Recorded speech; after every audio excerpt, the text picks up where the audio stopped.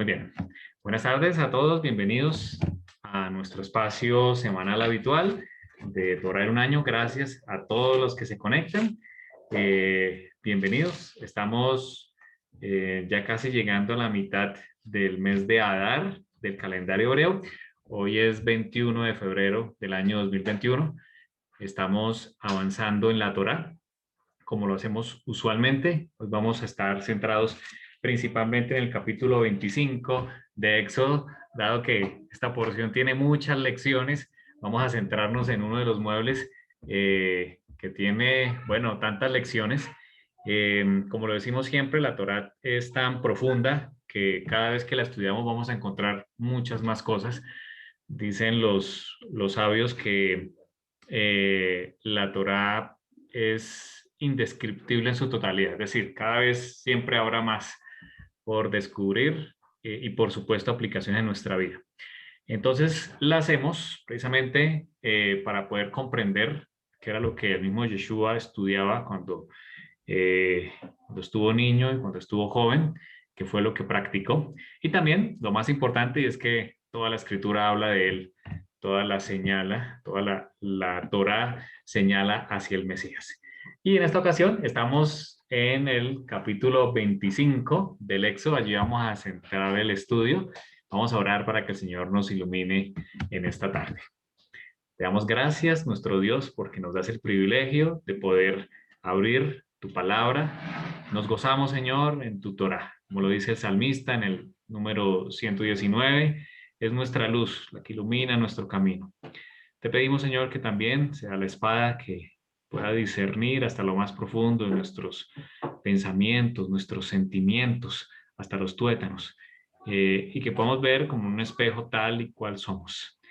Que a través de este estudio, de esta parte del santuario, podemos ver, Señor, que más que en un lugar de oro, de madera y más tarde de piedra, quieres habitar en nuestros corazones, Señor. Abre nuestro entendimiento. Oramos por quienes están aquí conectados, para que tú nos des sabiduría, nos des tu espíritu, Señor. También por quienes no han podido conectarse, para que los bendigas donde quiera estén, Señor. Oramos, Señor, por las peticiones que hay, que hemos presentado delante de ti, por el papá de Luis, para que tú obres, Señor, de acuerdo a tu soberanía. Y si es de sanidad, que sea para tu honra y tu gloria, Señor. Gracias, Señor, porque nos escuchas. Lo pedimos en el nombre de tu Hijo Yeshua. Amén. Muy bien. Bienvenido a Jairito, que acabó de conectarse. A Jorge, que ya se está conectando aquí. Bienvenidos a este espacio. Muy bien. Entonces, hoy vamos a tener una primera parte hablando acerca del santuario. Conocedores de que el santuario es tan profundo, hay tantas lecciones, que hoy vamos a traer solo algunas de ellas. En este comentario tratamos solo de profundizar en algunas de ellas, pero sabemos que el santuario tiene grandes lecciones, conocedores de que es un testimonio de lo que fue o es una réplica de lo que es el santuario celestial. Muy bien, no sin antes decirles que estamos, como les dije, ya casi a mitad del mes de Adar. Esta semana, el día jueves y el día viernes, estaremos recordando algo muy importante que quizás todos conocemos en la historia del pueblo de Israel. Y eso está en el libro de Esther. Esther fue una mujer llamada por el Señor para un momento muy especial en su historia. Gracias, amor, para ir buscando la cita. Precisamente en ese imperio Medo-Persia, después de que hubieran derrotado al imperio babilónico, y en los días del rey Asuero, se levantó un personaje que intentó aniquilar al pueblo de Israel a través de un decreto. Conocemos muy bien este hombre, eh, que pues mediante artimañas trató de, de aniquilar al pueblo. Sabemos que Esther llegó precisamente para ese momento, era la reina, el Señor la había puesto allí, y a través de 3 días de oración y de ayuno, y después de con el poder del Eterno presentarse delante del rey Asuero, interceder y decir quién era ese Amán, ese amalecita que quería derrotar, quería aniquilar a todo el pueblo de Israel. Y por eso vemos en la escritura en Esther 9 que se estableció un recordatorio, es un recordatorio de que el Señor libró al pueblo. Precisamente este jueves estaremos en ayuno, si alguno quiere incluirse en ayuno, es un ayuno precisamente para que el Señor nos diga, nos siga dando la libertad para poder hablar de su palabra, dado que en muchas ocasiones no la hemos tenido, como en este momento de la reina Esther, su pueblo no tuvo libertad, sino al contrario iban a ser aniquilados. Este jueves vamos a hacer un ayuno menor, es decir, entre las 6 de la mañana y las 6 de la tarde. Y el día viernes es el día en que recordamos este evento en que el pueblo fue liberado, en que el Señor le dio precisamente la posibilidad de poder derrotar a sus enemigos y evitar que fueran aniquilados. Por supuesto, allí estaba la simiente, que era el Mesías también. Así que vemos en Esther, capítulo 9, versículo 21, mi esposa lo va a leer adelante. Dice, escribió Mardoqueo estas cosas y envió carta a todos los judíos que estaban en todas las provincias del rey Asuero, cercanos y distantes, ordenándoles que celebraran el día 14 del mes de Adar y el 15 del mismo mes de cada año, como días en los que los judíos estuvieron en paz con sus enemigos, y como el mes en que la tristeza se troncó en alegría y el luto en festividad, que los convirtieran en días de banquete y de gozo, en días de enviar regalos cada uno a su vecino y dádivas a los pobres. Y los judíos aceptaron esta costumbre que ya habían comenzado a observar, según les escribió Mardoqueo, porque Amán, hijo de Amedata, el agageo, enemigo de todos los judíos, había echado Pur, que significa suerte, para arruinarlos y acabar con ellos. ¿Sí? Sí. Pero cuando Esther se presentó ante el rey, se ordenó por carta que el perverso designio de aquel trazo que los colgaran, de que el trazo contra los judíos recayera sobre su cabeza y que los colgaran a él y a sus hijos en la horca. Por eso llamamos a estos días Purim, por el nombre Pur. Asimismo, debido a lo relatado en esta carta y por lo que ellos mismos vieron y lo que les llegó a acontecer, los judíos establecieron y prometieron que ellos, sus descendientes y cualquier allegado no dejaría de celebrar estos 2 días, según está escrito, y esta fecha de año en año.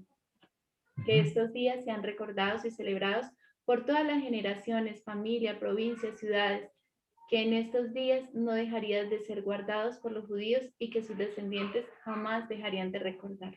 Amén. Muchas gracias. Entonces aquí vemos en este libro de Esther finalizando, después de que el Señor libera a su pueblo, utilizando precisamente a Esther, cómo se establece esta fiesta del gozo. Es una fiesta donde recordamos que el Señor libró a su pueblo y nos dio alegría en vez de tristeza, convirtió el llanto en gozo. Y así esperamos que el Señor siga liderando a su pueblo. Eso es lo que recordamos. Y oramos por eso, para que el Señor siga liberando a su pueblo, liderando cada asunto y nos libre de no tener la libertad de poder estudiar la Torah. Ahora, pues nosotros diremos, bueno, no somos judíos, ¿verdad? Pero hay algo que sí es importante recordar en este caso, y es que cuando Amán se acerca al rey Asuero, él tiene una palabra clave, que fue la que levantó este decreto de muerte.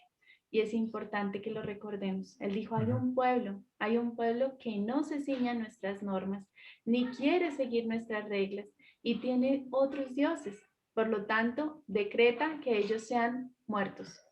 Y creo que esto es más que diciente para que sea un aliciente de que el Señor siempre levanta personas dentro de su pueblo para liberarnos, para ser propicio a cada una de nuestras necesidades. Y si estas cosas volvieran a suceder, muy probablemente el Señor volverá a restaurar y acompañarnos. Por eso no debemos olvidar. Amén. Amén. Muchas gracias. Toda esta semana, no olviden, si desean unirse al ayuno el día jueves, precisamente recordando y orando por la libertad que el Señor nos da. Y el día viernes es precisamente donde recordamos esta fiesta del gozo que aparece en Esther 9. Eso queríamos contarles para iniciar en esta tarde. Muy bien, entonces vamos a ir al tema. Traemos el tema en forma de preguntas para que podamos compartir, expresar las ideas. Traemos algunos textos de lo que conocemos como el Tanakh o el Antiguo Testamento y el Brit Renovado, que es el Nuevo Testamento, que traen lecciones de esta maravilla que se llama el capítulo 25 del libro de Éxodo. Muy bien, entonces lo primero es que el libro de Éxodo arranca, vamos a abrirlo aquí también, muchas gracias, diciendo el versículo 1 del capítulo 25 dice, Adonai habló a Moshe y le dijo, di a los hijos de Israel que tomen para mí una ofrenda. Vamos a leerlo de la Biblia hebrea directamente. Y habló Dios a Moshe diciendo, diles a los hijos de Israel que tomen para mí un donativo de todo hombre que ofrezca de corazón, tomarán la aportación para mí. Muy bien, aquí aparece una palabra importante que se llama terumá. La palabra terumá es una palabra que aparece por primera vez en la Torá y es precisamente en este capítulo 25 donde el Señor le va a pedir una terumá a su pueblo. Vamos a encontrar ahí lecciones bien interesantes en este versículo. De acuerdo al Strong 8641, terumá puede ser como un presente, como ofrecido encima, específicamente en sacrificio o como tributo, como ustedes lo pueden leer aquí. También puede significar elevar o mecer, como cuando el sacerdote mecía la ofrenda, obligar, una ofrenda mecida, porción, presentar, presente o primicia. Así que vemos que cada una de estas traducciones que pueden aplicarse a esta palabra terumá. Terumá viene de la raíz rum, que es la palabra 7311 del Strong. Esa es la raíz primaria. Casi todas las palabras en el hebreo tienen una raíz primaria y es importante ir a la raíz para poder encontrar su significado. Esa raíz primaria llamada rum significa estar elevado o el acto de elevarse o levantarse, algo que se eleva, fíjense en eso, ¿no? Acrecentar, alabar, hacer alarde, altivo, alto, alzar, también significa apartar, aumentar, criar, dirigir, elevado o elevar, eminencia, enaltecer, enaltecimiento, encrespar, encumbrar, engrandecer, enorgullecer, ensoberbecer, exaltar, excelso, glorificar, levantar, llevar, ofrecer, poderoso, poner, quitar, reservar y tomar. Así que vemos que la mayoría del significado que nos lleva esta palabra es algo que se eleva. El Señor está pidiendo un presente para elevar para algo sagrado. Nos conecta con algo santo que el Señor está pidiendo aquí para su pueblo. Le está pidiendo una terumá. Y leemos en el versículo 2 del capítulo 25, el Señor le dice a los hijos de Israel, dice, dile a los hijos de Israel que tomen para mí, así está en el original, que tomen para mí un donativo de todo hombre que ofrezca ¿qué? De corazón. Tomarán la aportación para mí. El Señor iba a arrancar un proyecto muy grande, muy importante, y era construir un santuario. Y así que le pide a su pueblo que tomen para él una ofrenda. Aquí hay varias preguntas que queremos compartir. Queremos que también nos den sus opiniones. Por supuesto, bienvenidas todas las opiniones aquí. De eso se trata, nosotros también, para poder aprender y tener en cuenta. La primera pregunta es que Adonai le pide que tomen para él un donativo. De acuerdo al verbo que aparece allí, el verbo significa tomen. Si nos vamos a como debería decir, la frase correcta debería ser, dile a los hijos de Israel que den, ¿cierto? Que den para mí un donativo, pero no. En este caso, Adonai le dice a los hijos de Israel que tomen para mí un donativo. Ahora, ¿por qué puede ser que el Señor aquí le dice a su pueblo que tomen para él. ¿Por qué utiliza ese verbo diferente? Como diciéndole, tomen de mí un donativo para mí y no que me traigan un donativo, que sería lo más lógico que verías esa frase. ¿Qué se nos ocurre? ¿Qué podemos pensar allí en ese verbo que el Señor está diciendo, tomen de mí un donativo para mí? ¿A qué se refiere el Señor? Escuchamos ideas. Adelante. Mm, ¿Será que tomen de las bendiciones de Él algo para devolverlo a las personas que creemos que requieren tener fe de las bendiciones que nos ha dado? Claro, Jorgito, claro que sí. Esa es una muy buena interpretación y está en la Escritura. La Escritura nos muestra que todo es del Señor, todo lo que tenemos. Dice el Salmo, mía es la plata y mía es el oro.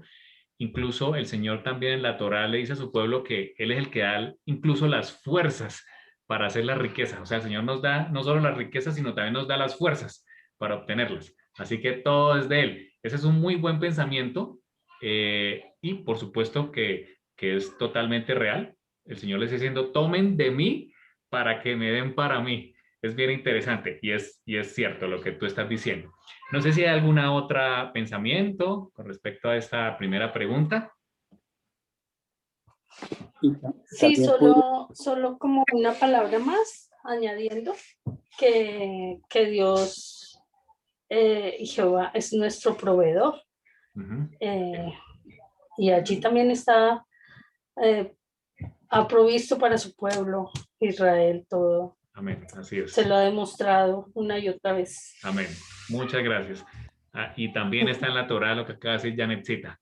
Él es Adonai Jireh. Así le dijo al Señor a Abraham así le dijo Abraham a su hijo Isaac cuando lo iba a sacrificar. Isaac le dice, pero papá, ¿dónde está el cordero? Está todo, tenemos el fuego, la leña, todo lo tenemos. Y Abraham le dijo, Adonai Jireh, el Señor proveerá.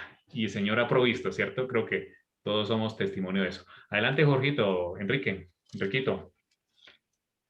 No, iba a decir que también se puede asociar con cuando él le pedía, cuando él dice que es Jireh, cuando le pedía un cordero sin mancha, corderito, el mejor corderito que lo sacrificara, para ahí empezar el simbolismo de la muerte de Cristo, ¿no? Llevar hacia el plan de redención o el plan de salvación, que es empezar a enseñarle a la gente cómo desde el santuario fue la base para el proceso, para que todos aprendiéramos del plan de la salvación hasta llegar a la muerte del Cordero.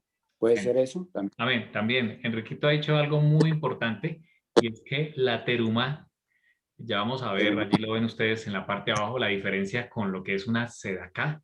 En la teruma el Señor pide algo específico, tú lo has dicho, en esa ocasión Él pidió un cordero sin mancha y aquí en esta ocasión también, de hecho si vemos a partir del versículo 3 en adelante, el Señor no les dice tráigame cualquier ofrenda, no, el Señor dice específicamente lo que Él quiere, así que hay una diferencia cuando es una teruma, que es una ofrenda para algo santo, ¿cierto? Algo que se va a elevar, una ofrenda que es pública, ¿cierto? Que todo el mundo se va a dar cuenta. El Señor pide específicamente, como cuando a Caín y Abel, cada uno llevó una ofrenda, el Señor miró con agrado una de las dos ofrendas porque era lo que él pedía, era precisamente el cordero. Así que hay una característica importante, como lo ha dicho Enriquito, y es que en la teruma el Señor pide algo específico. Y precisamente, mi esposa va a leer aquí desde el versículo 3 en adelante, ¿qué pidió el Señor en este caso? Pues yo diría que el Señor también quería enseñarles amor. Pues que cuando uno da, se está beneficiando a uno mismo. Muy bien. Porque el Señor nos da todo, como lo han dicho.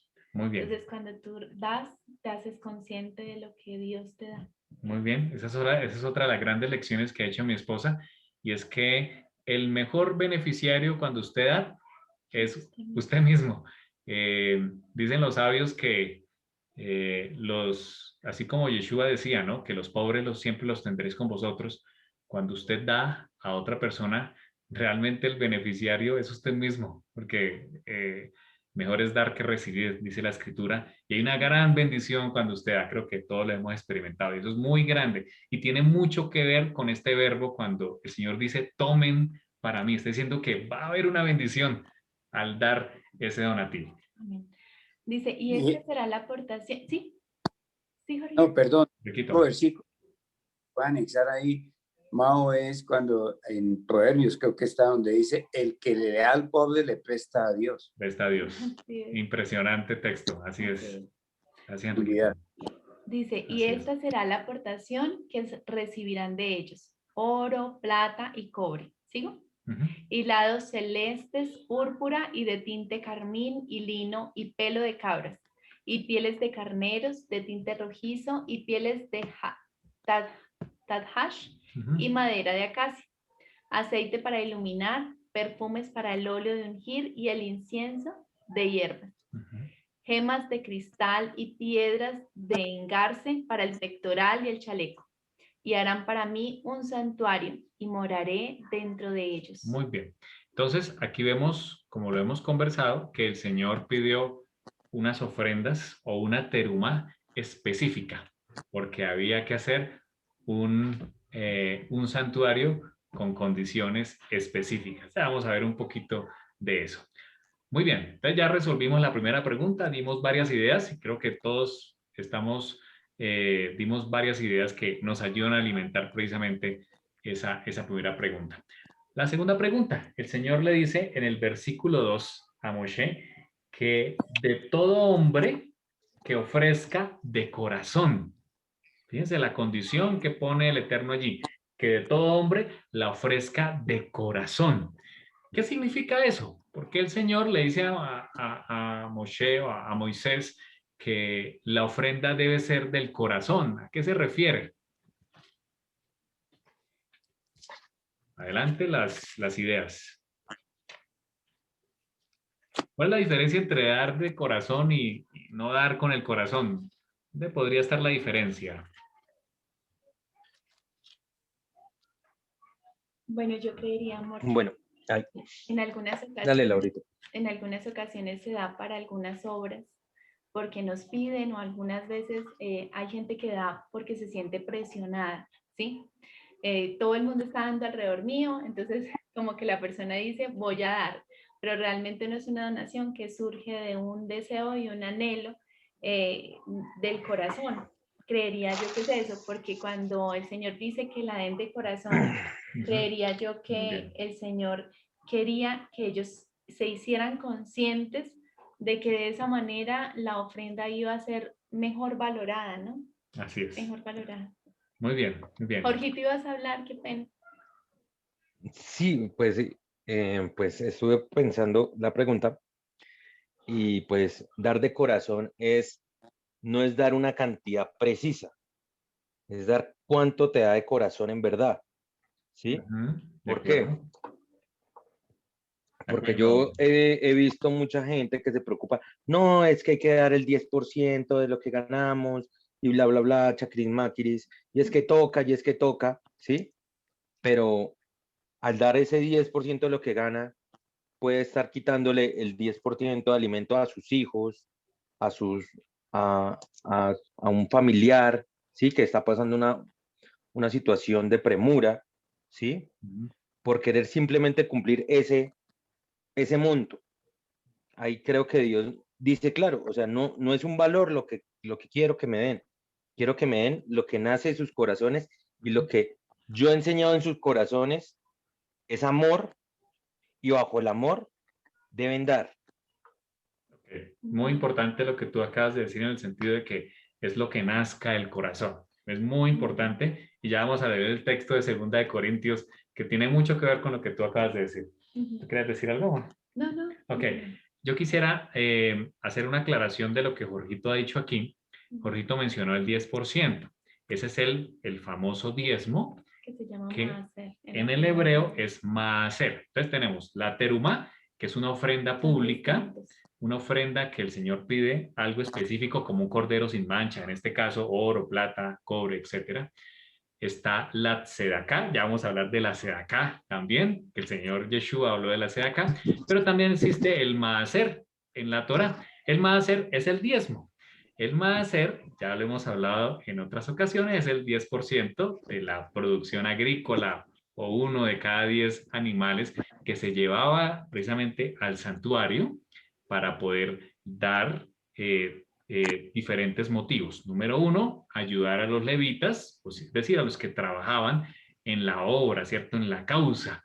Hoy en día podríamos entenderlo a quienes enseñan en sus congregaciones, quienes enseñan Torah, pero también vimos que el maasero, el diezmo, se puede emplear para ayudar a los pobres, de acuerdo a la Torah, a las viudas, a los huérfanos, también a ellos se puede destinar el maaser. En ese sí el Señor pidió una cantidad específica, Jorgito, pero es diferente en este caso al terumá, pero tu punto es muy importante lo que acabas de decir. Bien, les voy a leer. Sí, es que Adelante, como yo lo Jorgito. veo, mucha Fabio, gente, bienvenido. no, Gracias. muestra. Hablando, Jorgito. Sí, dime, Jorgito. ¿Cómo, Jorgito? Pues, Jorgito, lo que pasa, el tema del diezmo es un tema tan hermoso. Lo que pasa es que... Los de corazón. sí. O sea, hay gente que tiene que, mire, estoy dando tanto y lo muestra y es como si fuera un trofeo que está dando. Claro. Y eso no es porque el amor se da sin esperar ningún reconocimiento. Dios nos ama todos los días y nos entrega su amor sin él esperar que, venga, Jorge sí va a estar hoy contento conmigo, sí me va a amar como yo lo amo. Sí, porque creo que cuando entra, en persona, entendí que es el amor y el amor propio y el amor a Dios cuando lo dejé entrar a mi corazón y desde ese día, pues no sé, cambió todo. O sea, porque Dios siempre me decía, cuando quieras, vivir en ti. Y el dejarlo entrar en nuestro corazón, él no llega y se mete a la mala. Él dice, bueno, ya quieres que esté, voy a estar ahí y voy a sembrar el amor, que es lo que creo que enseñó desde un inicio y debemos compartir el uno al otro. Uh-huh. Que como decías en las escrituras, bueno, yo le digo Jesús porque no me acuerdo del otro, de la otra manera. Jesús está bien, Jesús está bien. Que dijo, las dos reglas es amar al prójimo como a sí mismo. Entonces, es ese amor que tenemos que dar. Si nuestro amor se representa en X cantidad monetaria, bien, pero si nuestro amor es, venga, yo sé inglés y hay un pueblo y voy todos los días todos los fines de semana a mi finca y hay unos niños, esos niños están estudiando y yo sé dictar clases de inglés, venga, dictémosle una clase a los niños, ¿sí? O sea, es ese amor, o sea, es ese cariño que a uno le nazca y que uno diga que chimba, que rico, y que si se lo reconocen bien y si no se lo reconocen y no le dan las gracias igual, porque es ese bonito que uno siente entre el pecho de lo hice y rico. ¿Sí? No, o sea, lo veo más así, o sea, no estoy criticando el diezmo, sino que es el amor, o sea, sino claro sí. no es un algo que tengo que hacerlo porque otros me dicen y si no me señalan. No, es esto yo lo hago y si me lo gratifican los demás hombres bien y si no, también porque nace del amor que Dios ha sembrado en el corazón de cada uno. ¿Sí? Y eso va dando fruticos y así como hay unos que le da mangos, a otros les da cocos y a otros les da, sí, diferente. Y eso es lo bonito, que hay que saber que es diferente el amor que uno va expresando. Creo yo, no sé. Gracias, si bonito, así es. Fabito, ¿vivas a decir? Sí, yo quería comentar algo con respecto a eso del diezmo. Cuando yo vine aquí a Estados Unidos, aunque siempre había dado el diezmo de lo que yo trabajaba en la casa con mi mamá y todo, yo me descuidé en eso y empecé a dar de corazón lo que yo quería. Y durante esos primeros 2 años que estuve aquí solo, Ustedes me escuchan bien, ¿verdad? Sí, Durante esos 2 años que estuve solo, yo no hice nada económicamente.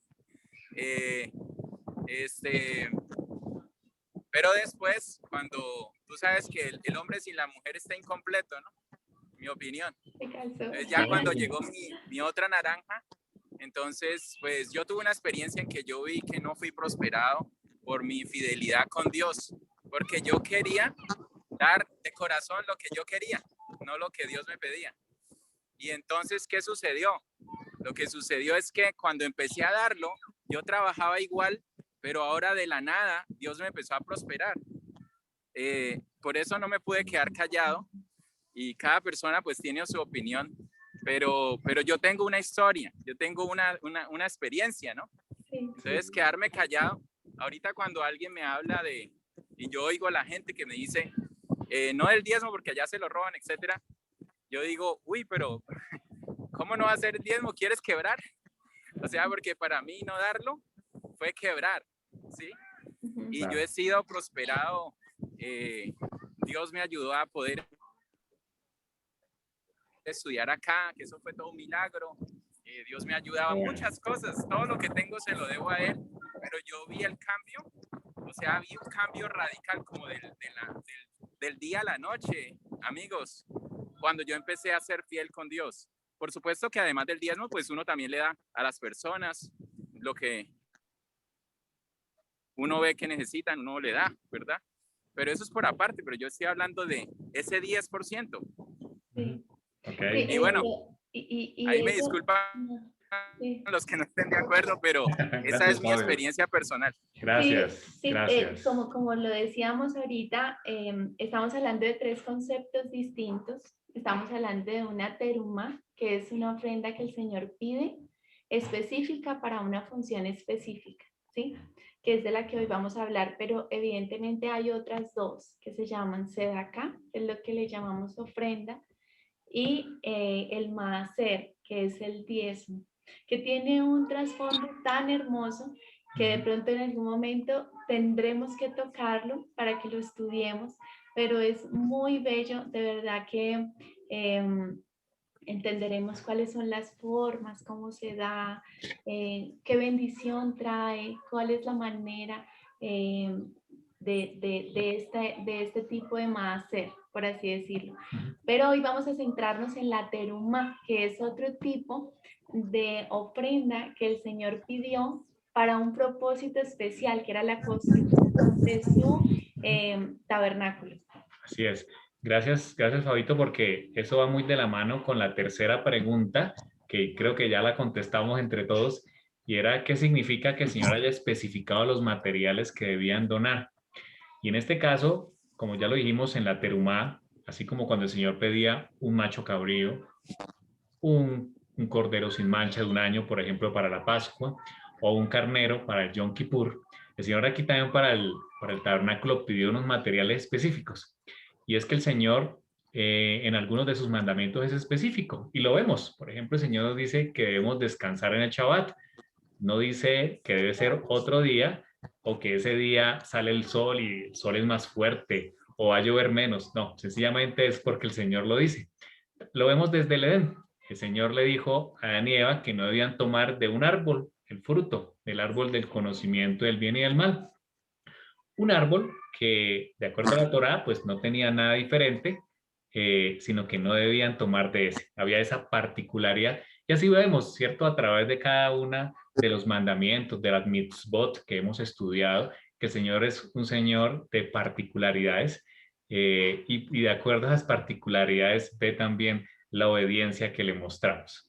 Vamos a la cuarta pregunta, que es bien importante. Y esa es bien, bien chévere. ¿Por qué el Señor le pide donativos, como por ejemplo oro? Está pidiendo oro de primero a su pueblo, a un pueblo que acaba de salir de esclavitud. Haga cuenta que usted sale de la cárcel después de, pues el pueblo venía de 400 años, ¿no? O sea, casi toda su vida, para los que salieron ya viejitos. Y que usted salga de la cárcel y le pidan, necesitamos una ofrenda, pero necesitamos oro, que usted dé oro. ¿Usted cómo se sentiría? Ahora, pero ¿cuál fue la diferencia?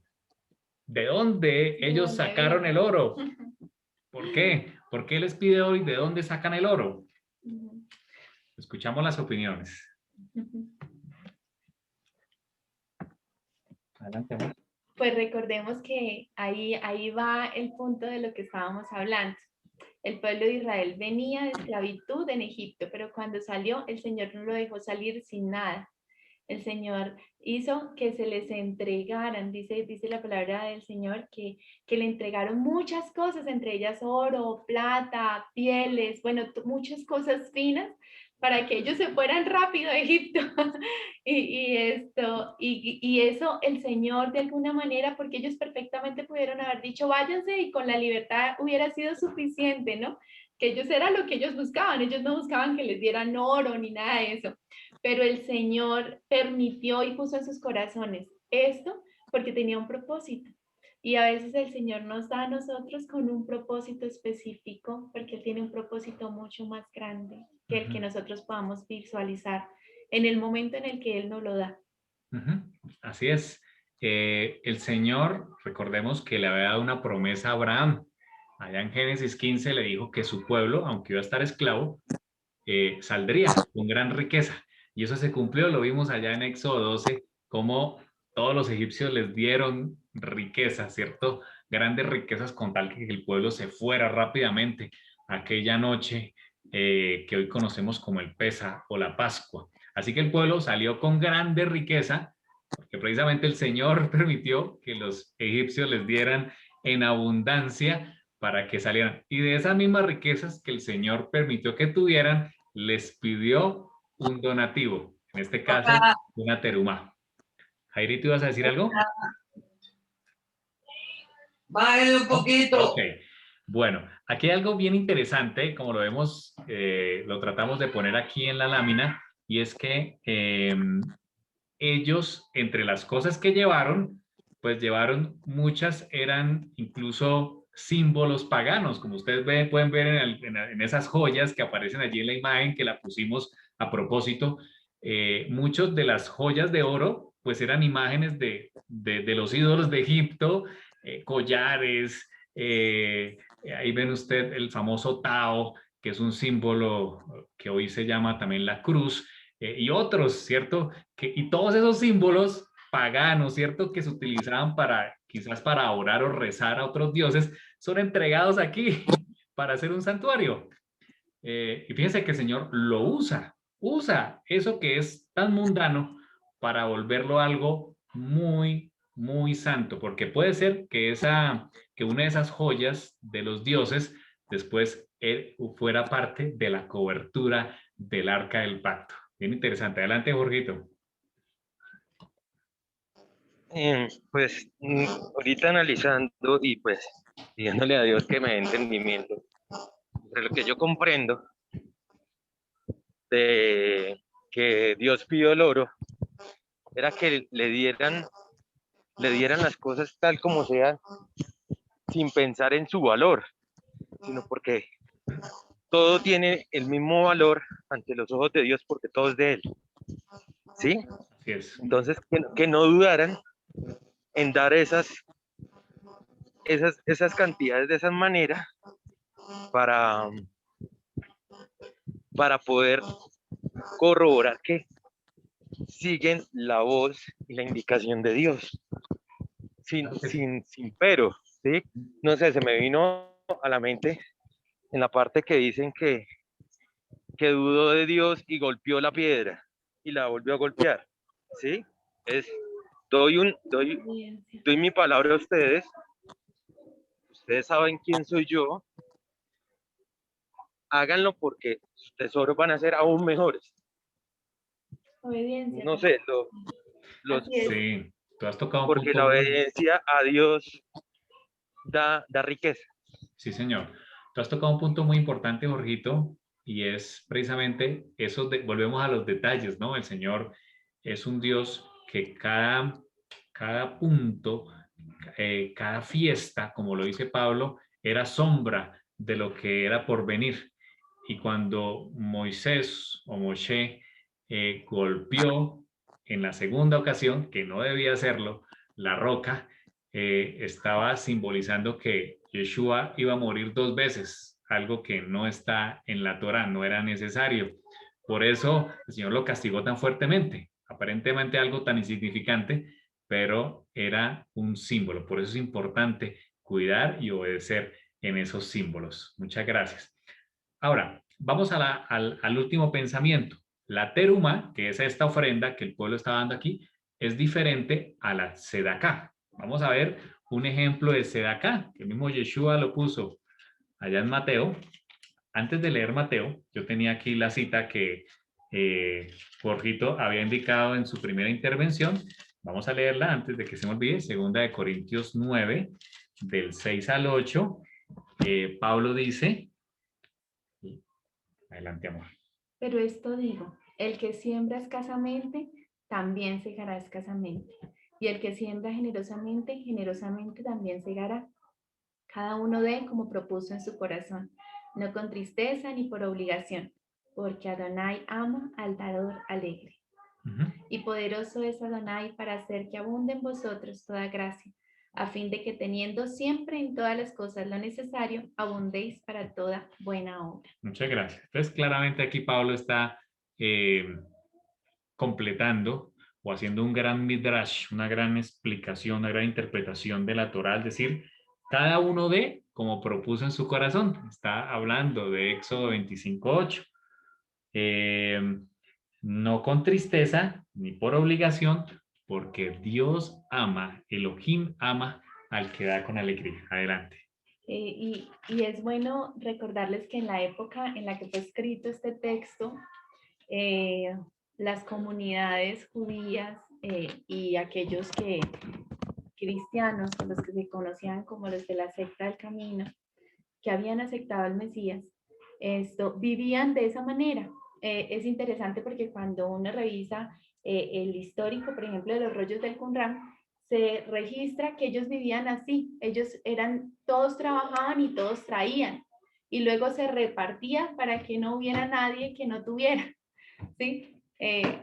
Contextualizándolo con esto, me pareció importante decirlo, porque realmente eso era, él estaba hablando de una realidad que se estaba viviendo y que gracias a ello vimos el poder tan grande que llegó a alcanzar y que pudo tener este movimiento. Muchas gracias, amor. Entonces leemos en Mateo 6 lo que es una sedaká. El mismo Yeshua da una explicación aquí. Él dice, guardaos de hacer vuestra sedaká. Ahí está la palabra sedaká, que significa justicia. Justicia o sedaká. Dice, delante de los hombres para ser vistos por ellos.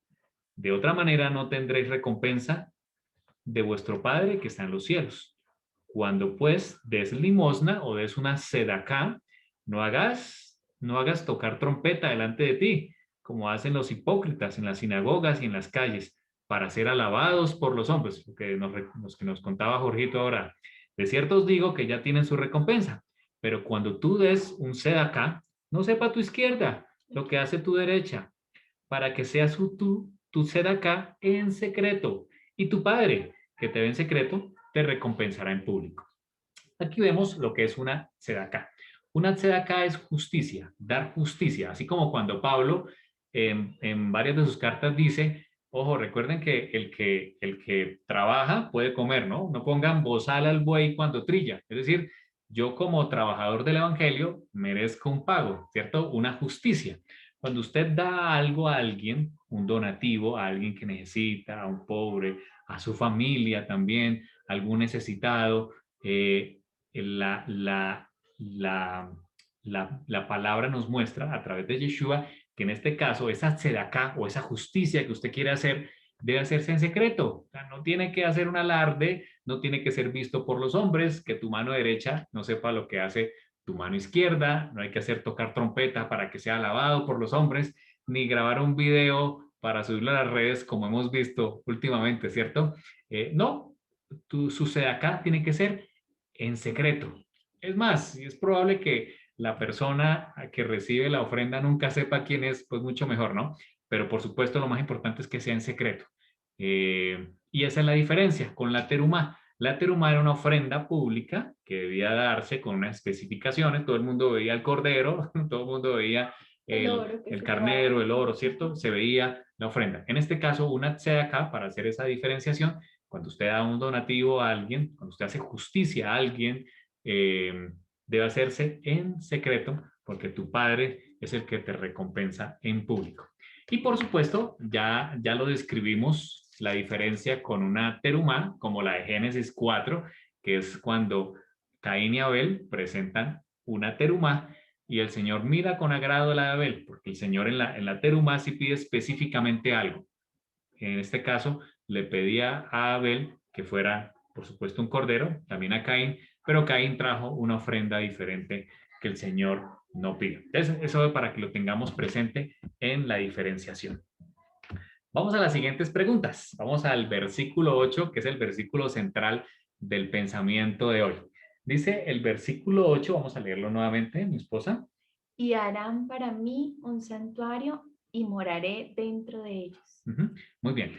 En este versículo hay cosas muy extraordinarias. Quizás podríamos demorarnos toda una serie de temas hablando de este versículo tan conocido, cuando el Señor les dice, y harán un santuario, un mikdash. Aquí utiliza la palabra mikdash. Generalmente en el hebreo, cuando se habla de santuario, se utiliza la palabra mishkan.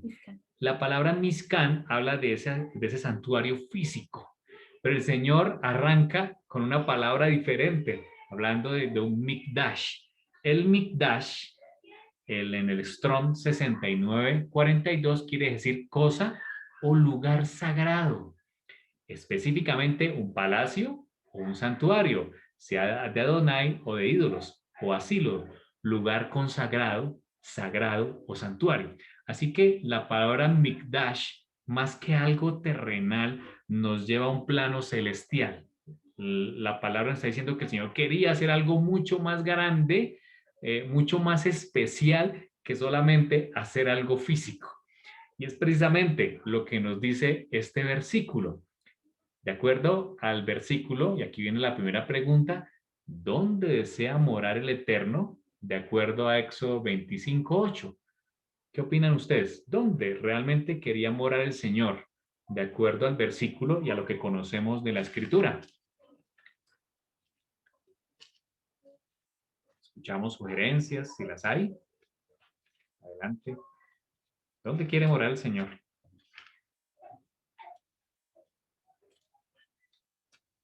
Aquí pusimos un texto bien interesante mientras vamos pensando.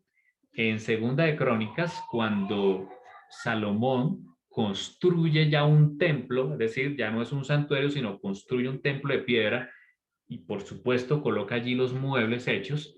En Segunda de Crónicas, capítulo 6, en esa oración extraordinaria que hace de dedicación del templo, él dice, pero es verdad que Elohim habitará con el hombre en la tierra. Se preguntaba Salomón, ¿será que puede pasar que Elohim habite en la tierra?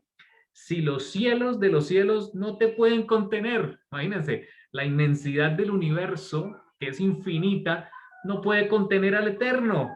Y se pregunta Salomón en este versículo, ¿cuánto menos esta casa que he edificado? Ahora, el templo de Salomón fue un templo glorioso, ¿no? Quienes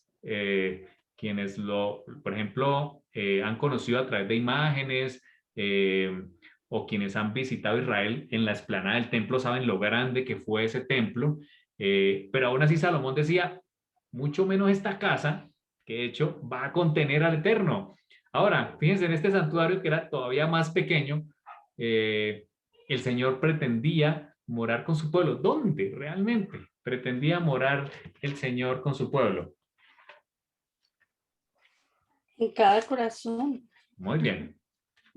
Muy bien. En el texto, gracias, Janetcita. Esa es la respuesta. De hecho, desde Éxodo, a veces pensamos que el Señor habla del templo como de nuestro cuerpo, ¿cierto? Nuestro corazón, que eso ya es del Nuevo Testamento. Pero si miramos, Éxodo 25:8 realmente dice, moraré dentro de ellos, así como lo pusimos aquí. Esa es la verdadera traducción. Generalmente las traducciones que tenemos de la Escritura dice para morar entre ellos, ¿no? O habitar entre ellos, como ahí, como al lado de ellos. Pero realmente la traducción de Éxodo 25:8 quiere decir dentro. El Señor quería que su pueblo construyera un Mikdash, no solamente físico, sino también espiritual, es decir, una vida consagrada, porque el Señor quería morar en los corazones. Él le pidió al pueblo una terumá, ¿cierto? Sacar todo lo que había allí. Le pidió al pueblo obediencia al construir el Mizcán, pero más que eso quería construir un cuerpo, quería construir un corazón, quería entrar en relación con la novia. Recuerden que a la novia ya le había entregado la terumá, las instrucciones de la boda. Ahora quería establecer una intimidad con su novia. Y ese es el sentido del santuario. Si miramos precisamente en Primera de Corintios, Pablo o el rabino Shaul habla acerca también de esto. En varias ocasiones, leamos uno de ellos en Primera de Corintios 6:19. ¿O ignoráis que vuestro cuerpo es templo del Espíritu Santo, el cual está en vosotros, el cual habéis recibido de Adonai, y que no sois vosotros? ¿Sí? Sí, el 20. Pues habéis sido comprados por precio. Glorificad pues a Adonai en vuestro cuerpo y en vuestro espíritu, los cuales son de Dios. Amén. Entonces vemos aquí que Pablo hace nuevamente ese midrash. Recuerda que Pablo, como estudioso de la Torá, hace interpretaciones bien interesantes que quedaron aquí en las cartas, y una de ellas es precisamente este versículo de Éxodo 25:8, cuando él dice: no ignoren, acuérdense, no ignoren. Es decir, es algo que ya se sabía desde antes, no es algo nuevo, que vuestros cuerpos son templo del Espíritu de Adonai. Es decir, el Señor desde Éxodo 25:8, que le pide al pueblo hacer un Mikdash, quiere habitar en su pueblo. Ahora, el Señor siempre ha querido habitar con su pueblo. Lo vemos desde que establece los moedín o las citas. Él quiere habitar con su pueblo. Ejemplo de ello, un texto muy precioso que está en Mateo capítulo 1, versículo 23, precisamente en la promesa del nacimiento del Mesías. Mateo 1:23 dice: una virgen concebirá y dará a luz un hijo, y les pondrá por nombre Immanuel o Emanuel, que significa ¿qué? Dios con nosotros. Nuevamente el Señor está diciendo: yo quiero hacer un tabernáculo. Cuando Yeshua viene a la tierra, así como el Señor le dijo a Moisés: yo quiero habitar allí, ¿cierto? Voy a estar en esa nube, voy a ponerme sobre el propiciatorio en el arca del pacto, voy a hacerme tan pequeño para poder morar entre ustedes. Estaba haciendo una profecía del Mesías, está diciendo: yo también, cuando el Mesías venga, él también se hará tan pequeño como una célula en el vientre de Miriam o de María para poder habitar. El Señor toma, ¿cierto? Toma nuestra naturaleza, se hace como nosotros, es lo que nos está diciendo aquí, para poder morar entre nosotros. También en el Brit renovado encontramos que el Señor dice que Yeshua no tomó como que aferrarse a su forma de Dios, sino que se despojó a sí mismo tomando la forma de siervo, de hombre, y siendo un siervo hasta la muerte. Es el Señor haciéndose como nosotros para morar entre nosotros, lo que nos quiere decir el Señor. También encontramos otro texto preciosísimo en Juan, capítulo 1, versículo 14. Allí vemos precisamente otra profecía de Éxodo 25:8. En Juan 1:14 dice que el verbo, ese verbo que era Dios y que estaba con Dios, se hizo carne, ¿cierto? Nuevamente hizo un tabernáculo. De hecho, Yeshua nace en un tabernáculo, en una sukkah. En la fiesta de la sukkah, en la fiesta de tabernáculos, nace Yeshua. Juan 1:14 termina diciendo: se hizo carne y habitó entre nosotros, lleno de gracia y de verdad, y vimos su gloria, gloria como del unigénito del Padre. Y hay un texto más, finalizando la escritura, en Apocalipsis, capítulo 21, versículo 3, cuando Juan ve la visión del cielo nuevo y tierra nueva, dice Apocalipsis 21:3, oí una gran voz del cielo que decía, nuevamente, el tabernáculo de Dios está ahora con los hombres. Qué precioso, ¿no? Él morará con ellos, ellos serán su pueblo, y Dios mismo estará con ellos como su Dios. Así que vemos que desde el principio hasta el final, la intención del Señor es habitar con su pueblo, es entrar en relación íntima, como lo hace el esposo y la esposa. Él quiere habitar con su pueblo. Qué preciosa lección nos trae aquí este versículo 8 del capítulo 25 de Éxodo. Ahora, la última pregunta de esta parte. ¿Cuál fue el diseño? ¿Qué diseño del santuario le mostró el Señor a Moshe? ¿De dónde tomó la idea Moisés de ese santuario que construyó aquí en la tierra? Adelante las ideas. Adelante, amor. Pues del cielo, porque decía que era una imagen igual a la celestial, ¿no? O sea, yo creo que Moshe, Dios le tuvo que mostrar el santuario celestial, creería yo, para que él pudiera hacerlo una réplica exacta. Claro que sí. Así nos muestra la escritura. De hecho, aquí colocamos el texto de Hebreos. Hebreos tiene unas cosas impresionantes acerca del santuario. Hebreos 8, 1 y 2 dice, ahora bien, el punto principal de lo que venimos diciendo es que tenemos tal sumo sacerdote, está hablando de Yeshua, el cual se sentó a la diestra del trono de la majestad en los cielos. Él es el ministro, él es el sumo sacerdote, ¿sí? El Cohen principal de aquel verdadero tabernáculo que levantó el Señor y no el hombre. Así que vemos tal cual que aquí nos está diciendo la escritura que existe un tabernáculo, ¿cierto? El tabernáculo real, el que levantó el Señor y no el hombre, y que tiene un ministro. Y ese ministro es Yeshua. Aquí hay algo bien precioso, y es que Moshe, como lo vemos en la lámina, Moshe contempló el santuario celestial. En esa visión tuvo que ser una visión tremenda. Moshe en el monte vio el santuario allá, pero lo más que me impresiona, y quiero que usted lo piense, es que no solo vio el santuario, sino que también vio a su ministro. Él vio al sumo Cohen, al sumo sacerdote, ministrando allí en el santuario. Moisés vio a Yeshua, ¿cierto? Y vio cuál era el propósito de ese santuario y hacia dónde apuntaba lo que iba a hacer. Qué precioso, ¿no? También en Hebreos 9, del 11 al 14, dice la escritura, pero estando ya presente, Mashiach o el Mesías, sumo sacerdote, ahí está, él es el sumo sacerdote de los bienes venideros, por el más amplio y perfecto tabernáculo. Aquí hay algo bien interesante en esta frase. El santuario celestial, dice la escritura, que es más amplio. En otras versiones dicen que es más grande.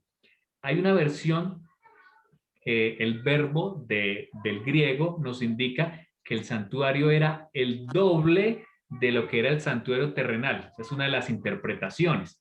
Ahora, ¿por qué se llega a esa interpretación? Y es que si usted lee las medidas de los muebles del santuario terrenal, casi todas eran parciales. Por ejemplo, el arca del pacto era de 2,5 codos por 1,5 codo de anchura por 1,5 codo de altura. Muy parecido era la mesa de los panes. Eran medidas parciales. Y eso estaba indicando que este santuario terrenal era más pequeñito, que era parcial, era un santuario parcial del más grande, que está escribiendo aquí Hebreos, del más grande y perfecto tabernáculo, no hecho de manos, dice la escritura, versículo 11, capítulo 9 estoy, no de esta creación, no por sangre de machos cabríos ni de becerros, sino por su propia sangre. Dice la escritura, entró una vez y para siempre en el lugar santísimo, en el lugar Kodesh, el lugar santísimo, habiendo obtenido eterna redención. Así que Yeshua, después de haber muerto y haber ascendido, entró, dice la escritura, al lugar santísimo para empezar a continuar con esa intercesión en el santuario celestial. Termino diciendo, versículo 13, porque si la sangre de los toros y de los machos cabríos y las cenizas de la becerra rociadas a los impuros santifican para la purificación de la carne, cuanto más la sangre del Mesías, el cual mediante el Espíritu Eterno se ofreció a sí mismo, sin mancha a Dios, limpiará vuestras conciencias de obras muertas para que sirváis al Dios vivo. Así que vemos en este tremendo versículo de Éxodo 25 que el Señor quiere habitar. Y cada uno de estos símbolos que vemos aquí en el santuario nos indican que el Señor quiere habitar es en nuestro corazón. Él quiere tomar nuestro corazón, quiere habitar en él para hacer la obra. Vamos a ver algunas imágenes del santuario. Regálenme un segundo, dado que como les mencionamos es tan amplio que hoy solo vamos a ver un mueble. Vamos a ver algunas imágenes de lo que era el santuario. Aquí vemos una imagen del santuario, ahí está en la mitad. El santuario que estaba, por supuesto, se elevó, fue en el desierto, donde estaban ellos, recuerden que estaban en Arabia allí se elevó el primer santuario, ustedes lo ven allí. Justo al frente del santuario, en esta parte frontal, acampaba Moisés, Aarón y sus familias. Ellos eran los que acampaban allí. Y justo alrededor del santuario estaba la tribu de Leví. Todos los levitas estaban alrededor del santuario. Quienes eran los encargados de ministrar allí, de alguna manera, tenían diferentes funciones para armar, desarmar, ¿cierto? Y otras tareas, porque este era un santuario móvil. Y detrás de ellos, en perfecto orden, estaban cada una de las tribus de Israel, acampadas cada uno con su bandera. Así que el santuario era el corazón. Fíjense nuevamente, así como en nuestro cuerpo, lo más sagrado, ¿cierto? Lo central es el corazón.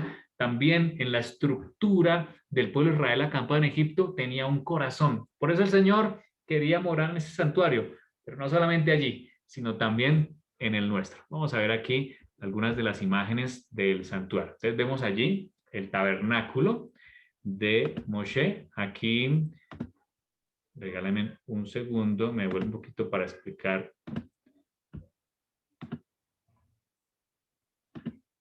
Entonces aquí vemos la entrada. El santuario tenía una cortina. Esto tenía una medida bien interesante que hablaremos en otro momento. Muy importante, tenía aquí la entrada. En el atrio, que es lo que ustedes ven aquí, podían entrar los que se convertían a Israel o los que eran Israel, podían entrar aquí en el atrio. El primer mueble que se encontraban era el altar de los sacrificios. Allí se ofrecían todos los sacrificios, hablo de las ofrendas de paz, las ofrendas por el perdón, que hablaremos cuando estemos en el libro de Levítico, que tenían cada una de ellas un fin en sí mismos. Este altar del sacrificio era, por supuesto, el símbolo de la muerte del Mesías que vendría más adelante. También tenía un lavacro donde el sacerdote podía lavar sus manos y sus pies antes de entrar al tabernáculo propiamente, al lugar santo y al lugar santísimo. Aquí vamos acercándonos un poco. Aquí está la entrada del santuario. La Biblia nos habla de unas pieles que tenía. Aquí están los muebles, donde es la forma en que se sacrificaban los corderos, los carneros. Realmente todas las ofrendas que se hacían en el santuario se tenían que hacer aquí. De hecho, si usted quería, perdón que me volví mucho ahí, si usted quería ofrecer, por ejemplo, un buey para una celebración, usted tenía que hacerlo allí, en el altar del sacrificio. Es decir, si un israelita que quería comer un animal, tenía que venir primero a ofrecerlo al santuario para que fuera santificado. Así que todas sus actividades giran en torno al santuario. Pero si hay israelitas que vivían muy lejos del santuario, ellos podían comer otros animales, no los mismos del santuario, como un ciervo, una gacela, podían comer de esas carnes, pero no podían comer los animales que eran exclusivos del santuario. Así que todo era una alimentación kosher también. Y aquí, pues, es precisamente donde se ofrecían esos sacrificios que simbolizaban al Mesías sufriente. Ahí vemos la sangre que se roció. Encontramos la fuente de bronce, que nos recuerda también que debemos limpiar nuestras vidas, nuestras manos, así como el sacerdote lo hacía. Yeshua también se sumergió, él entró e hizo tevilá o bautismo como conocemos hoy para darnos ejemplo. Entonces el sacerdote debía allí lavarse sus manos. Y aquí nos encontramos ya con el tabernáculo y todas sus pieles que lo recubrían precisamente para dar una temperatura, una atmósfera ideal, porque era un clima desértico, además que cada una de estas pieles tiene un significado precioso para nosotros. Nos encontramos aquí ya en el lugar santo. En este lugar santo, estaba en el frente, recordamos que el santuario, usted entraba hacia el occidente, estaba el altar de oro donde se ofrecía incienso. Ese incienso se debía ofrecer diariamente, se ofrecía al Señor, un símbolo de las oraciones. Encontramos en Apocalipsis grandes símbolos de que los vasos, ¿cierto? O el incienso está delante. Ese incienso pasaba esa cortina hasta el lugar santísimo, indicando que nuestras oraciones pasan y son presentadas delante del Señor. También vemos allí, a mano derecha, está la mesa, una mesa hecha en madera de acacia. Vamos a hablar hoy un poquito de la madera de acacia, que contenía 12 panes, como las 12 tribus, y también los 12 apóstoles de Yeshua, que debían estar siempre frescos. Así que esto nos indica no solamente la provisión material, sino también la provisión espiritual. Y por supuesto, Yeshua que dijo, yo soy el pan vivo que descendió del cielo. A mano izquierda está el candelabro que es un artículo, era grande, eso medía casi 2 metros, pesaba 500 kilos aproximadamente porque era oro macizo. Es un elemento de 7 brazos que tiene varios elementos interesantes que simbolizan un árbol, tiene flores, tiene copas, tiene botones que simbolizan un árbol. Aquí el Señor nos está recordando que Él es el creador. De hecho, a través del santuario vemos muchos símbolos que nos recuerdan la creación. Así que eso se encontraba el sacerdote. En este lugar solo podían entrar los sacerdotes que ministraban en el santuario, y detrás de esa cortina solamente el sumo sacerdote podía ingresar. Aquí vemos estas luminarias del candelabro deben estar siempre encendidas. Yeshua dijo, yo soy la luz. Aquí vemos también la mesa de los panes de la proposición, cubierta de oro. Aquí vemos el altar de oro con el incienso. A Yeshua cuando nació, los magos, los reyes magos o los sabios de Oriente le llevaron incienso porque era para un rey. Y aquí nos encontramos con este extraordinario mueble, ¿cierto? El mueble central, el corazón donde el Señor quería colocar allí su presencia, entre 2 querubines con sus rostros cubiertos, sus alas extendidas. Era un arca bien curioso, no hecho en oro totalmente, sino en madera de acacia, cubierto de oro por dentro y por fuera. Y allí por dentro estaba la vara de Aarón, que floreció, lo veremos más adelante, estaba una muestra del maná y estaban las tablas de piedra. Miren las tablas de piedra donde el Señor mismo escribió esas 10 palabras. Allí estaban contenidas. Y en ese propiciatorio, en esa tabla, estaba, que era hecha de oro macizo, era donde el Señor quería reposar. Vamos a hablar solamente hoy, por temas de tiempo, de uno de esos muebles, ya para finalizar, que es precisamente el altar, el arca del pacto. El Señor arranca hablando del arca del pacto. Él pudo haber hablado de otros muebles, ¿cierto? Primero de la cortina, hablar del atrio. Pero ¿por qué el Señor empieza a hablar precisamente del arca del pacto? ¿Por qué creen que el Señor empieza hablando acerca del arca del pacto? Y mientras algunas ideas, vamos a ver algunos textos.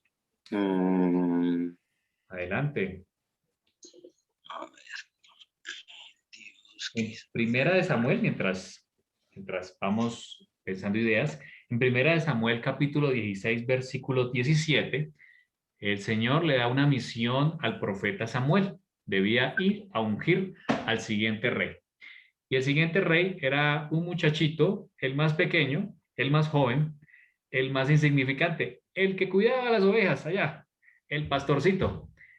Ya ese, el más insignificante, es el que el Señor tenía dispuesto para ser el rey de Israel, símbolo del Mesías. Y dice la Biblia en 1 Samuel 16:7, el Señor le dijo a Samuel, no mires su parecer, ni a lo grande de su estatura, porque yo lo desecho, porque Adonai no mira lo que mira el hombre. Pues el hombre mira lo que está delante de sus ojos, pero Adonai mira ¿qué? El corazón. Así que desde afuera solo se veían las cortinas, ¿cierto? Desde afuera del santuario, unas cortinas preciosas, muy bien puestas. Se veía la parte externa, la cortina del atrio, no se veía nada más.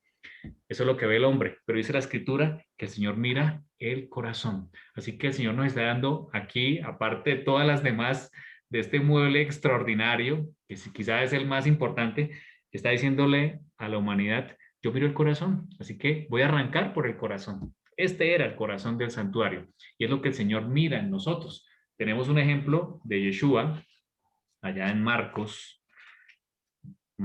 capítulo 7, versículo 21, dice Yeshua, porque de dentro del corazón de los hombres salen los malos pensamientos, ¿sí? Los malos pensamientos salen dentro de nosotros, los adulterios, las fornicaciones, los homicidios, los hurtos, las avaricias, las maldades, el engaño, la lujuria, la envidia, la calumnia, el orgullo y la insensatez. Creo que todos hemos, ¿cierto? Todos hemos pecado de alguna manera por causa de nuestro corazón. Todas estas maldades salen de dentro y contaminan al hombre.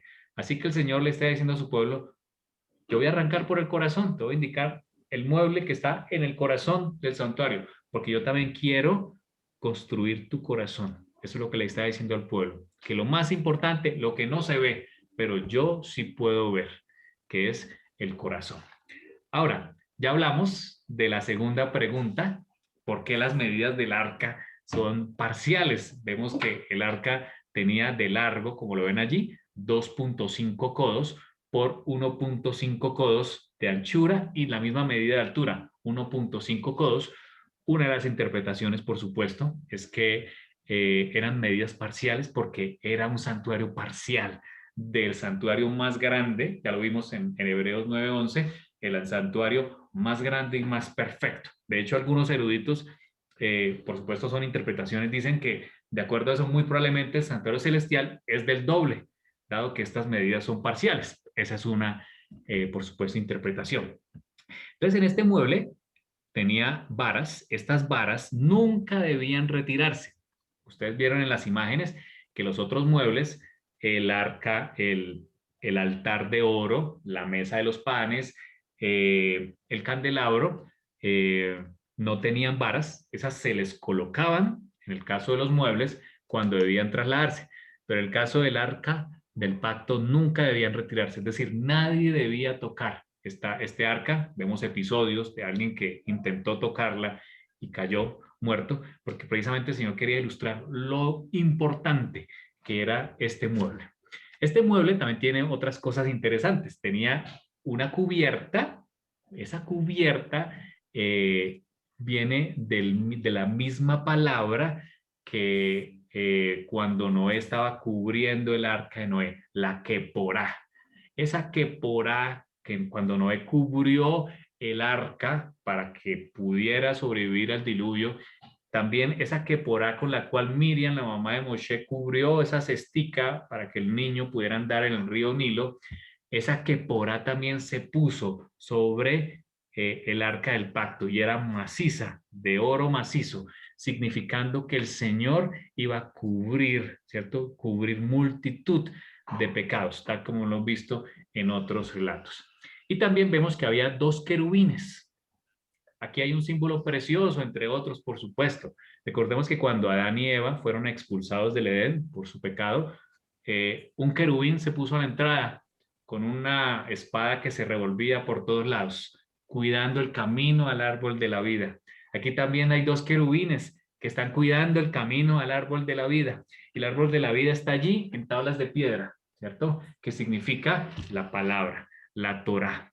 Así que el Señor quiere, así como lo oramos en este grupo, que nos aferremos a ese árbol de vida. Sabemos que Pablo dijo en Hebreos que podemos acceder confiadamente al lugar santísimo. Ahora podemos acceder gracias a que Yeshua está en el lugar santísimo desde que ascendió del cielo. Podemos nosotros acercarnos confiadamente.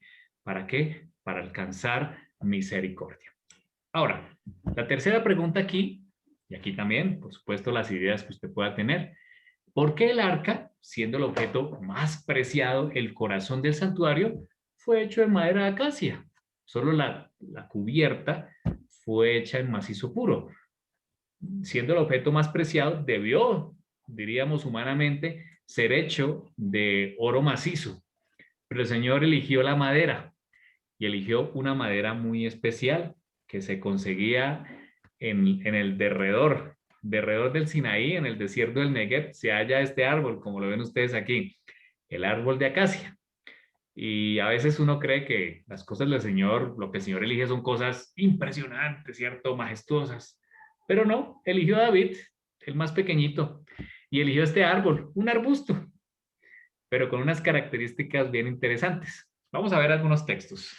Y por supuesto, bienvenidas las preguntas o todos los complementarios que ustedes quisieran dar. En Salmo 1 nos habla de que el hombre es como la madera de un árbol. Salmo 1, del 1 al 3 dice, bienaventurado el varón que no anduvo en consejo de malos, ni estuvo en camino de pecadores, ni en silla de escarnecedores se ha sentado. Fíjense cómo sigue diciendo, sino que en la Torá, lo que hacemos nosotros, fíjense, la Torá de Adonai está su delicia, y en la Torá medita de día y de noche. Por eso, por meditar en la Torá, será como árbol plantado junto a corrientes de agua, que da su fruto a su tiempo y su hoja no cae, y todo lo que hace prosperará. Es bien interesante encontrar un árbol frondoso y verde en medio de un desierto. Pues la acacia nos da ese ejemplo. La acacia es una de ellas que aprovecha grandemente el agua que hay en su interior para mantenerse firme, para crecer, como dice la escritura, como árbol plantado. Y es que precisamente las acacias están muy cerca a esos torrentes de agua que en algunos momentos cruzan los desiertos. Otra característica de la acacia es que da un olor muy interesante, un olor atractivo. Era incluso un olor que usaban las prostitutas de aquella época para embalsamarse o colocarse para atraer a otros hombres. Y precisamente es esa madera con ese olor que el Señor la usa para colocar en su mueble más importante, en el corazón del santuario, porque Él quiere precisamente decirnos que Él puede transformar, que Él puede cambiar lo humano, la madera que hay en nuestro corazón, en oro. Y así como esa madera fue recubierta por dentro y por fuera de oro puro, también el Señor quiere transformar nuestras vidas. Veamos otros textos. Hay en Salmo 19, versículos 7 al 10. Salmo 19, 7 al 10 dice, la Torá de Adonai es perfecta, convierte el alma. El testimonio de Adonai es fiel, hace sabio al sencillo. Los mandamientos de Adonai son rectos, alegran el corazón. El precepto de Adonai es puro, alumbra los ojos. El temor de Adonai es limpio, permanece para siempre. Los juicios de Adonai son verdad, todos son justos. Y termina diciendo el versículo 10, deseables son más que el oro, más que mucho oro refinado. Así que fíjense que volvemos al ejemplo de Salmo 1. El Salmo 1 nos dijo que el hombre que medita en la Torá va a ser como un árbol plantado. Y es precisamente lo que el Señor quería decir con este mueble del lugar santísimo, que ese mueble, esa madera que somos los hombres, cuando se cubre con la ley, que es un símbolo de Salmo 19, la compara con el oro. Dice, es más deseable que el oro, más dulce que la miel. Qué hermoso, ¿no? Lo que el Señor nos está diciendo aquí a través de este símbolo, y es que Él quiere recubrirnos con su oro a través del estudio de su palabra. Veamos otro ejemplo, en Salmo 119, que es un salmo que habla de la Torá por excelencia. En el versículo 72 dice, mejor me es la Torá de tu boca que millares de oro y de plata. Qué precioso texto. Vamos a Juan. Juan 1.14, que ya lo leímos, nos habla acerca del Mesías. El Mesías es un símbolo de este mueble. ¿Por qué? Porque dice la escritura en Juan 1.14 que Yeshua era, o la palabra, o el verbo, era Dios. Podemos significarlo o compararlo con el oro. Pero ese oro se hizo carne, se hizo madera. Y así como entendemos en la escritura que el Mashiach o el Mesías veló su divinidad a través de la humanidad, también la madera fue cubierta de oro. Qué precioso, ¿no? Así como el Mesías, siendo oro, se convirtió en madera para que nosotros fuésemos hecho oro. Qué precioso mensaje nos trae. Y es precisamente lo que dice Pablo allá en Primera de Corintios, capítulo 15, versículo 54. Él dice, hablando de la segunda venida de Mashiach, dice, cuando esto corruptible, o sea, esta madera, que es corruptible, porque la madera, por supuesto, se desgasta, el oro no. Cuando esto corruptible se haya vestido de incorrupción, quizás es el texto que más ejemplifica el mueble del arca del pacto. Así como la madera estaba recubierta de oro, nos está dando una profecía de que al final del tiempo, cuando el Señor Jesús regrese, dice que esto corruptible, nuestro cuerpo, esta madera, se haya vestido de incorrupción y esto mortal se haya vestido de inmortalidad. Entonces se cumplirá la palabra que está escrita, sorbida es la muerte en victoria. Qué preciosas aplicaciones nos trae el Señor a través de este mueble. Nos habla de Mashiach, que siendo oro se hizo madera, pero también nos dice a nosotros que debemos cubrirnos con el oro a través de su Torá y por supuesto a través de la Torá viviente, que es el Mesías. Y también es un símbolo de que a final del tiempo, en su segunda venida, esto corruptible, así como la madera se vestía de oro, también seremos vestidos de incorrupción. Qué precioso mensaje nos da el Señor. Queremos ya, para finalizar esta parte de hoy, dejarles con un video que nos muestra algunos de los muebles que tenía el santuario. Allí los van a ver a uno de los sacerdotes ministrando, tocando el shofar, y este video lo hace una cantante hebrea en que ella expresa que quiere más del Señor, que quiere recibir ese fuego. Y ella, allí lo ven en el video, ella entra al lugar santo buscando al Señor, quiere ese fuego.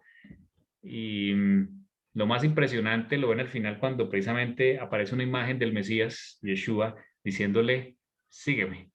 Vamos a verlo, es un video precioso, pero lo más importante, digamos, aparte de todos los muebles que vemos allí, es el mensaje que el Señor tiene para nosotros.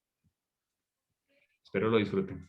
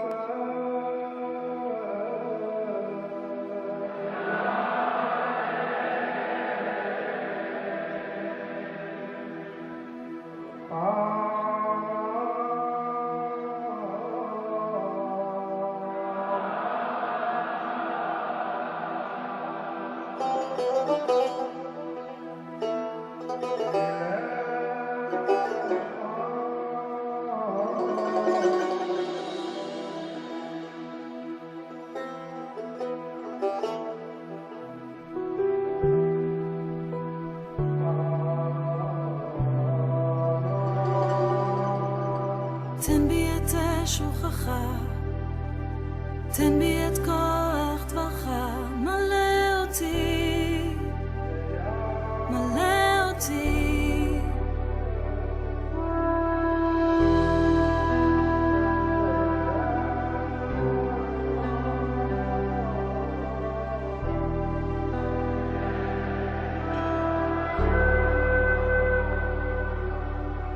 תן בי את אש רוחך, תן בי את כוח טבעך, מלא אותי, מלא אותי. אני אכלול לפני כס אלוהים, ארומם את שמך מעל כל שם. אין כמוך אדוני באלים, מלא